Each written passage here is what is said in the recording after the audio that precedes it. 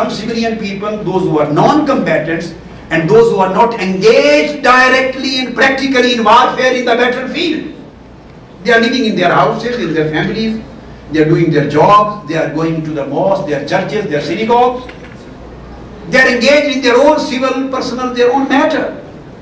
They are peaceful civilians and they are not the combatants. So Quran says, even in a warfare, you are not allowed to massacre the peaceful people. And you cannot commit any act of terrorism or any act of killing to those who are non-combatants.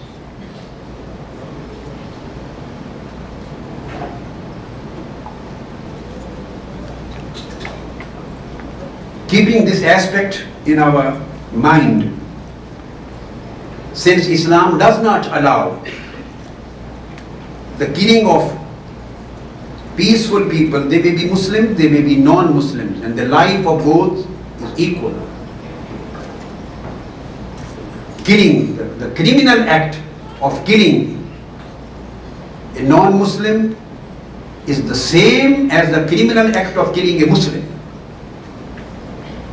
non-combatant.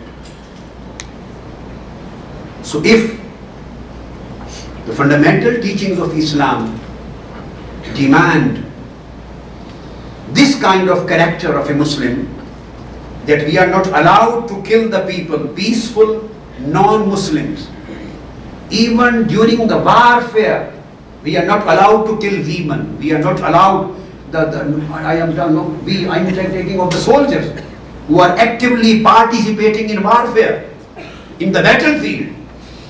During warfare, when two countries are at war, even during war, Muslim soldiers, military personnel, they are not allowed to kill non-combatant women.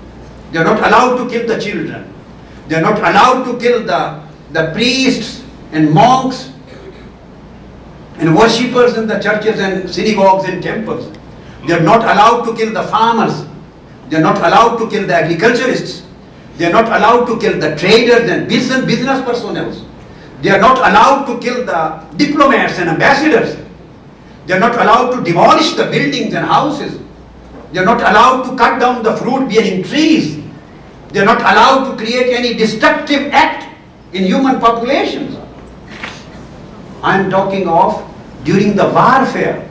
If these kinds of acts are not allowed during warfare, then much less in times of peace.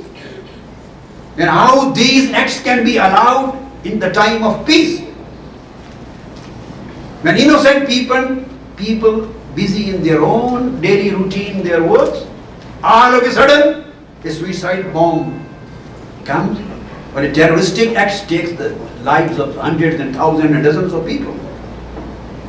And giving this act the name of jihad is a very big misguidance and dalala. And this is a zulm, unjust thing, and categorical rebuttal of the teachings of Islam and Quran and Sunnah. Keeping this aspect in mind, now let us come to explain this concept first, and then we will come to the details of this thing. That unfortunately all these acts have been given or being wrongly given the name of jihad.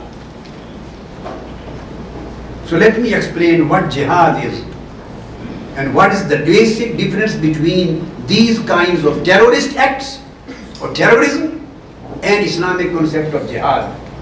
The concept of jihad has been misunderstood on both levels.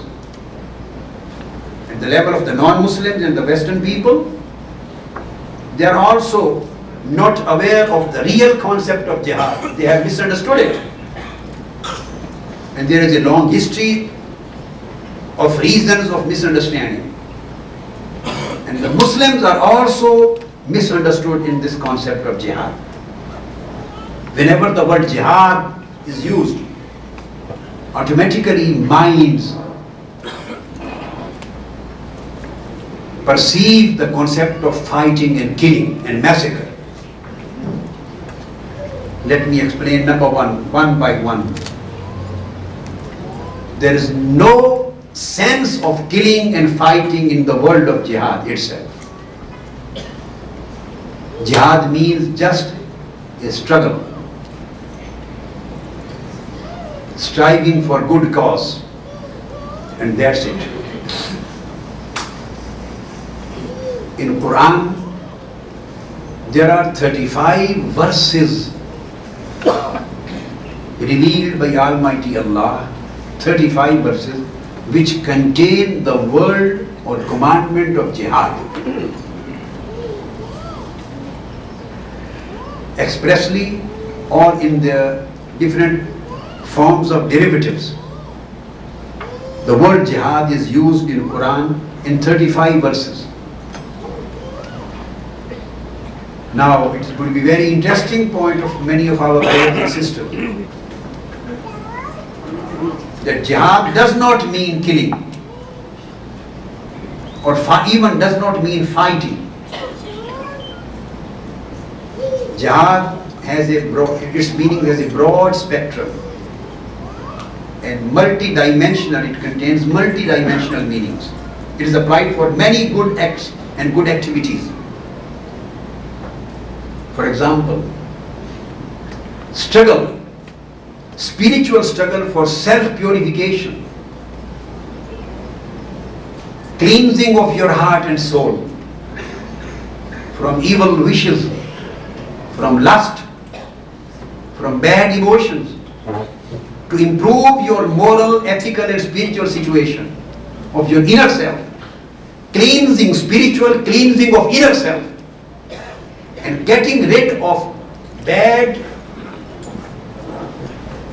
pressures of your lower self, so that you may become a good moral actor, a good spiritual actor, a good ethical actor. So this struggle is known as jihad, and this is known to be the biggest jihad in Islam. This is jihad bin nafs. And Holy Prophet said, this is al-jihadul akbar. This is the biggest jihad for the Muslims, because this is a continuous process. You are always busy in fighting with your bad wishes or pressures of lower self. You are always busy in safeguarding your spirituality, your moral values, to protect your moral values, to promote your ethical and moral personality, to cleanse your inner self, so that you may become beneficial for the mankind and for yourself. And you may become closer and closer to your Lord, to your Creator. And you may become fountain of spiritualism and light. This spiritual struggle, which is available in teachings of every religion. Jesus Christ came for these teachings. Moses gave these teachings you find in the whole Old Testament and New Testament of Bible. Buddha came, he gave this kind of teachings. The Jews, the Christians, every religion and every philosophy, for example, those who have been, which has been teaching the mankind for moral and ethical values, whether they name it or not, but they have the same concept. But Islam has emphasized it much more. Jihad bin nafs. So this is jihad. This is a fight, but against the bad wishes of lower self, to cleanse your inner self. Now again, the word jihad, its second kind in Islam, is jihad bil ilm, putting your efforts in spreading the knowledge. All of us sitting today and trying to understand a concept of Islam and developing the awareness about Islam, we are spreading knowledge, we are engaged in a process of jihad. Nobody needs any sword or gun in his hand to spread the knowledge. Establishing educational institutions, it is jihad. Eradicating the ignorance. So this is fighting against ignorance.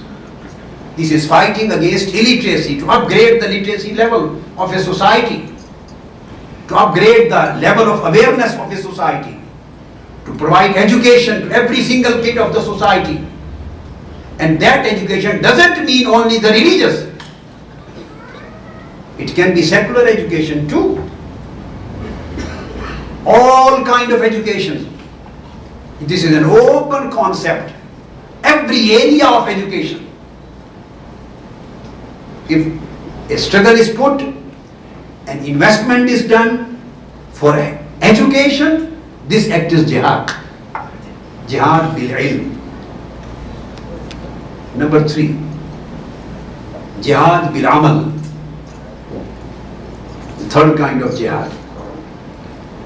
This is the struggle for moral advancement, social advancement of a society, to fight against corruption in a society. Democratic struggle is jihad. Struggling for developing the democratic values of a society. Struggling for the protection of human rights in a society. Struggling for the protection of non-Muslims' rights or Muslim minority rights. Struggling for protection of the women rights. The struggle for women development. Struggle for youth development. Even in the form of their sports and tournaments, sports. For their health. So that they may get rid of bad habits. Provide a very safe and pure atmosphere for youth, for women, for children, for our society to develop their life. Cleaning the whole thing, plantation, all these social acts for improvement of environmental health. All these activities are known as jihad. Struggle for environmental health, struggle for health. So putting efforts in developing of health conditions, putting efforts in developing the education condition, all these are, and so that the society may get rid of social evils and moral evils and ethical evils. And society may be able to protect and advance good ethical and moral values and human values. So this is jihad, known as jihad bil amal. Fourth category and fourth kind of jihad is known as jihad bil mal. This is an act of charity. Act of charity. This is again one of the top most high level jihads. Spending your money to eradicate the condition of poverty. Putting your efforts for poverty alleviation. To improve the social economic condition of the people. To fight against joblessness and provide them the jobs. To provide social income supports. To provide medical support to people and to convert the society into welfare state. So that everybody is able to get and to fulfill the basic social needs and economic needs. Nobody is dying of hunger. So fighting for these things and providing the acts of charity to the society. This is one of the biggest jihad, known as jihad bil mal. And all these things are contained categorically in the Quran and the Sunnah of Holy Prophet. This is Islam. This is jihad, act of charity. And the fifth kind of jihad, and the last, that is the fifth fight in defense. If you are under attack, if anybody attacks you, individual or a group or a country, if you are under attack, so you have a right of your protection, self-defense. So fight in self-defense is known as jihad bil sayf. This is the fifth category which has been misunderstood or which has been misrepresented or mispresented. Here the word and the concept of fight comes within the ambit of the term jihad. Here these two words, the fight and jihad,